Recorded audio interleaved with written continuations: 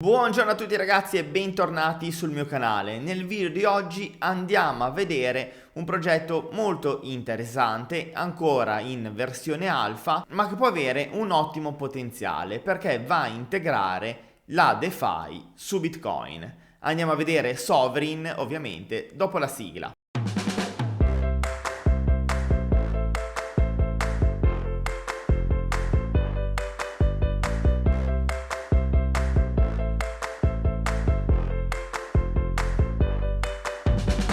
Nel video di oggi andiamo a vedere che cos'è Sovryn, che è essenzialmente la DeFi su Bitcoin. Sovryn è basato ovviamente su degli smart contract che vanno a girare sulla sidechain di Bitcoin.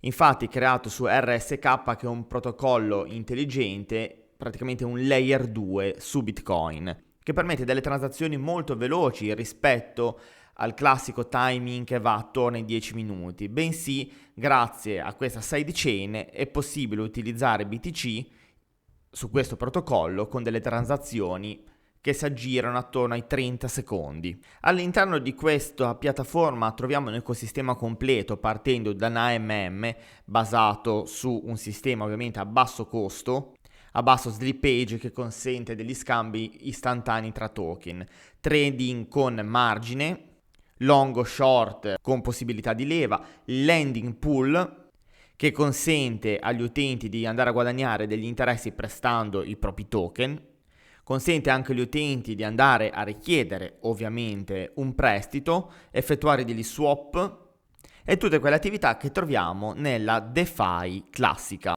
In questo ecosistema useremo sia Bitcoin che altri token, come ad esempio il token utility della piattaforma. Il Bitcoin che andiamo ad utilizzare è chiamato RBTC, ma non finisce qui, abbiamo anche Mint, un aggregatore di stablecoin backed con Bitcoin. La piattaforma, come detto prima, utilizza la Proof of Work perché è una sidechain di Bitcoin per quanto riguarda la sicurezza ed è sottoposto a continui controlli per l'appunto riguardanti la sicurezza e revisioni per mantenere al sicuro il più possibile i suoi smart contract da bug o potenziali attacchi. Utilizza ovviamente degli oracoli e il codice è totalmente open source. Per poter operare su questo ecosistema possiamo utilizzare un wallet non custodial, ad esempio il classico MetaMask. Cliccando su DApp si va su Connetti Wallet e come vedete si può connettere a un hardware wallet, o un mobile wallet o un browser wallet.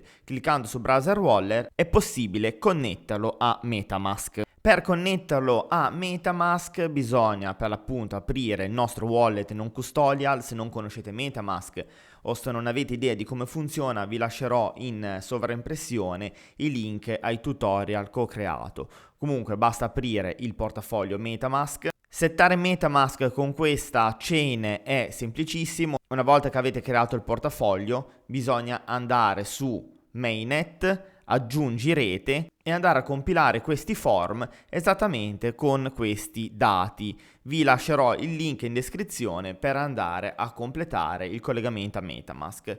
Comunque è semplicissimo, network name RSK Mainnet, si andrà a copiare sul nome rete, nuovo URL RPC, si andrà a copiare questo dato, chain ID 30 symbol RBTC, perché come abbiamo visto per utilizzare Bitcoin sulla rete RSK utilizzeremo RBTC, che sarà fondamentale sia per gli scambi sia per il pagamento del network fee. Per quanto riguarda l'acquisto di RBTC, a parte poterlo swappare con determinati token all'interno della piattaforma stessa, si può andare a acquistare direttamente su exchange. Basta andare su CoinMarketCap, cercare RSK Smart Bitcoin, quindi RBTC, andare alla voce mercato e vedete che potete acquistarlo su Bitfinex o su KuCoin. Tra le altre cose, KuCoin supporta completamente la rete RSK, infatti andando su prelievo, andando a simulare un prelievo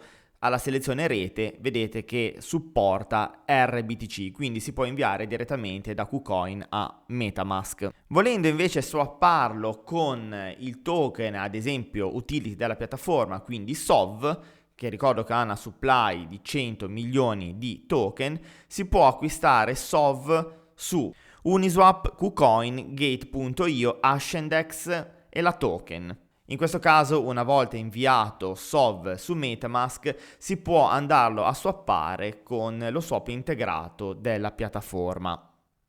Esattamente cliccando su Trade, una volta che avete fatto l'accesso ovviamente collegato MetaMask a Sovereign, si va su Swap e vedete che potete andare a swappare i vostri token con RBTC. Si può andare a swappare SOV con RBTC e viceversa. Vi ricordo che la piattaforma è neonata, credo che non abbia ancora compiuto i 6 mesi di vita ed è in versione alfa.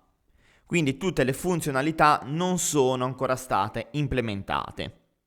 Nella home page vediamo il TVL e il volume nelle ultime 24 ore, che non è per niente male. Scorrendo verso il basso abbiamo le promozioni per quanto riguarda il farming lending, abbiamo il valore delle ultime 24 ore dei token supportati della piattaforma. Possiamo controllare gli APY per quanto riguarda il lending e il borrowing e andare a controllare anche gli APY delle AMM pool. Un altro metodo di connessione alla piattaforma e di swap da Bitcoin a RBTC è usare il wallet Liquality. Un altro metodo per ottenere RBTC è usare l'Equality Wallet, che è un'estensione esattamente come MetaMask che vi permette di swappare i vostri Bitcoin con RBTC o altri token.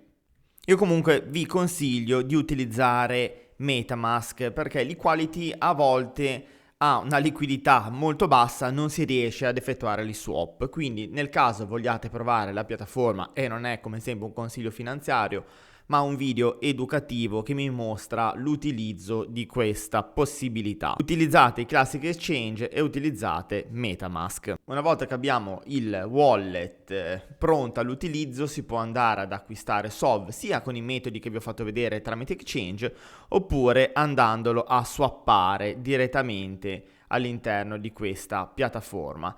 Il token è un token utility, un token governance per quanto riguarda l'utility, serve per il pagamento delle reward e si può andare a mettere in stake e andare a partecipare anche alla governance.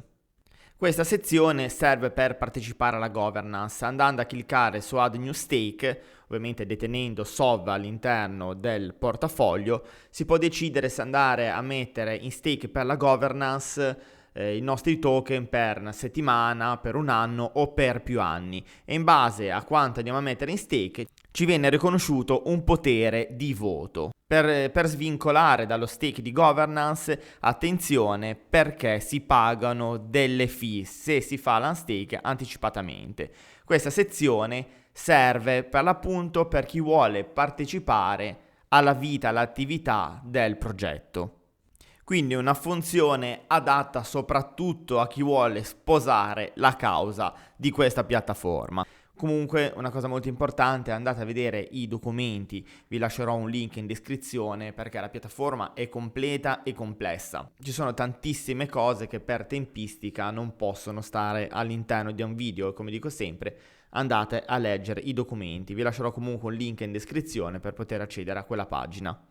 Sempre nella sezione documenti che vi dicevo c'è un calcolatore molto utile che vi va a indicare lo staking reward. Andando a mettere ad esempio un quantitativo di SOV di 1000 token per un periodo ad esempio di 2, quindi 2 periodi, e vi ricordo che ogni periodo è formato da 2 settimane, avrò come potere di voto 1400.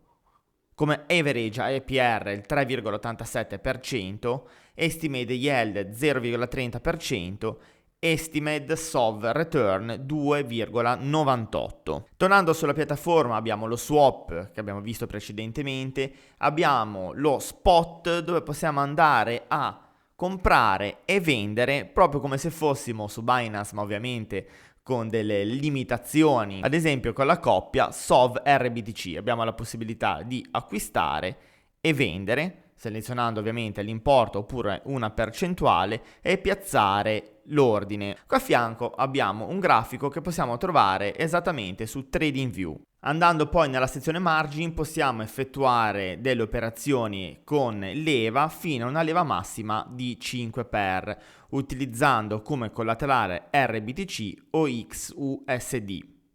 Anche qua possiamo scegliere in modo molto semplificato l'ammontare o la percentuale del nostro ammontare e andare a selezionare in base alla nostra analisi long o short.